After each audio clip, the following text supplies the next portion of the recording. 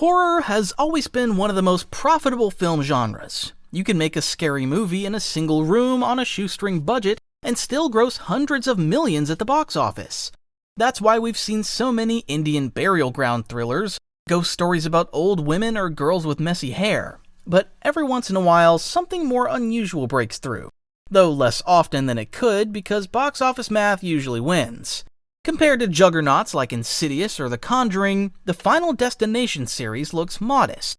After all, if studios can spend $1 million and make $100 million, then pour $20 million into a sequel that brings back $350 million, why would they risk $25 million just to make $120 million? Still, let's talk about one of those mid-tier productions, the Final Destination franchise. At its peak, it nearly hit the $200 million mark, but rising budgets cut into profit, and eventually the series was shelved for years. Some claim Final Destination grew out of a rejected script for The X-Files.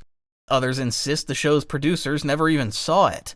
According to that version, once the writer realized the potential, he pitched it directly to New Line Cinema, even though the story had been intended for The X-Files.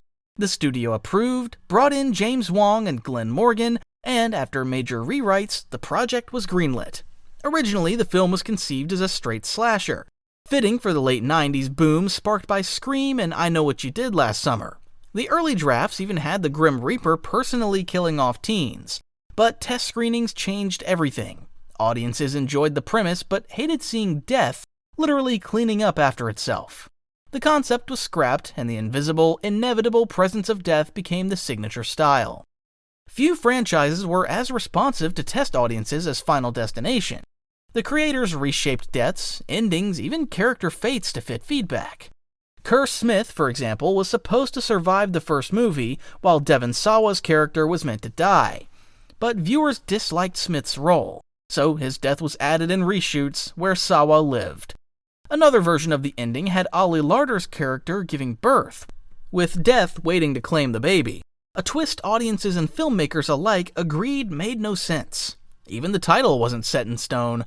Originally called Flight 180, the name was changed because 180 had already been used in Con Air and Air Force One just a few years earlier. Casting was equally turbulent. The plan wasn't necessarily to hire unknowns. In fact, Tobey Maguire and Kirsten Dunst were originally attached, but left after endless rewrites and delays. The studio then leaned on rising TV stars and fresh faces.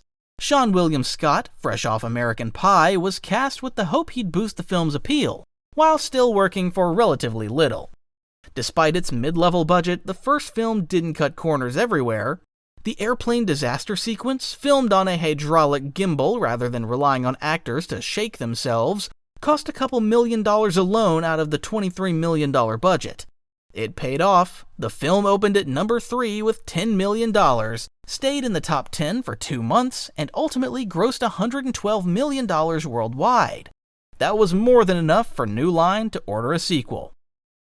Director James Wong left for bigger projects, and promptly stumbled with The One, so David R. Ellis stepped in. Devon Sawa hoped to return, but delays and problems on his new film Extreme Ops forced him out. Instead of killing him on screen, Final Destination 2 explained his absence with a throwaway newspaper clipping about a freak brick accident. Originally, he was going to die from a mysterious virus. For the sequel, both the studio and test audiences pushed for changes. Executives demanded a jaw-dropping opening, which became the iconic highway pileup.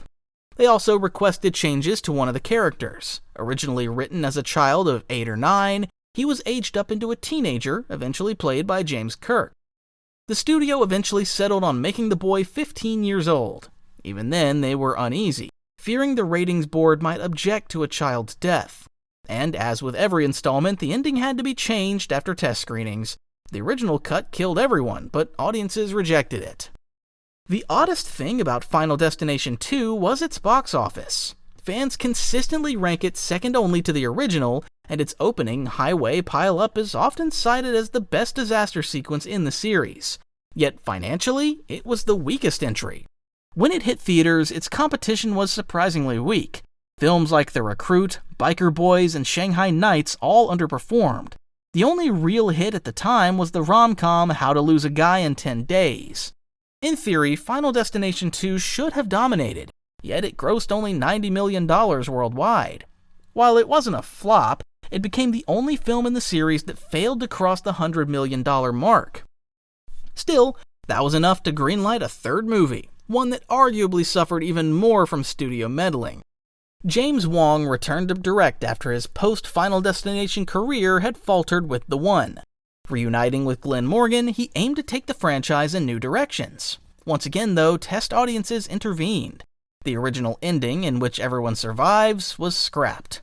The filmmakers even tried linking the second and third films. Survivors from Final Destination 2 would cross paths with the new cast on a subway, but scheduling conflicts made it impossible to shoot, and the studio wouldn't allow a delay.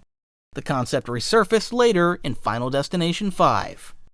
As a bonus for fans, the DVD release included an interactive feature that let viewers choose character fates, a novelty at the time. At the box office, Final Destination 3 nearly claimed the #1 spot, trading places with the Pink Panther throughout its opening weekend. In the end, Panther edged it out by a few $1,000s. Even so, on a $25 million budget, the film grossed $117 million worldwide, securing the future of the franchise. Wong was expected to return for a fourth film as well, but constant clashes with producers drove him off. He went on to direct Dragon Ball Evolution, a notorious flop that effectively ended his film career. With Wong out, the studio turned again to David R. Ellis, who had directed the second film. By then, Ellis's career was already wobbling after Cellular and Snakes on a Plane. Hungry for work, he accepted without protest and pushed ahead with the studio's vision. Production on Final Destination 4 was chaotic. The script was incomplete, and revisions happened on the fly. Test screenings forced reshoots, delaying release from early in the year, the franchise's usual slot, to late August. Ironically, despite these problems, it became the first Final Destination film to open at #1 in the US, pulling in $27 million its first weekend and knocking Inglourious Basterds from the top spot. But the cracks showed. Audience scores for the fourth movie were the worst in the franchise, and word of mouth killed its momentum after the strong opening. A swollen $40 million budget didn't help. Still, the film grossed $186 million worldwide, respectable numbers, but paired with disastrous reviews. For the first time, the studio seriously considered a reboot. Ultimately, they pressed ahead with a fifth installment instead. Early drafts of Final Destination 5 toyed with including characters from earlier films, but casting complications and fears of fan service overload killed the idea. While today audiences expect callbacks, in the mid-2000s such moves were often seen as gimmicky. Originally, the big disaster was going to happen at a water park, but logistical challenges led to the now famous bridge collapse sequence. Interestingly, the first film had the shortest disaster scene, while the fifth had the longest. Production wrapped faster than usual, just 2 years instead of 3, but the budget once again hit $40 million. The film opened in third place behind The Help and Rise of the Planet of the Apes. Globally, it earned $157 million, the second highest total in the franchise. Yet in the US, it grossed only $42 million, the weakest domestic showing of the series. Critics and audiences liked it better than the fourth, but poor marketing, strong competition, and lingering bad taste from its predecessor kept many American viewers away. Almost immediately after Final Destination 5, the studio announced a reboot. Development dragged for years, with writers hired and dismissed one after another.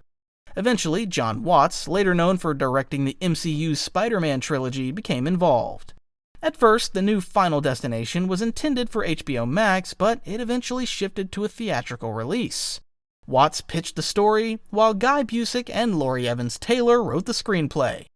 Though many expected Watts to direct, he handed the job to Zach Lipovsky and Adam Stein.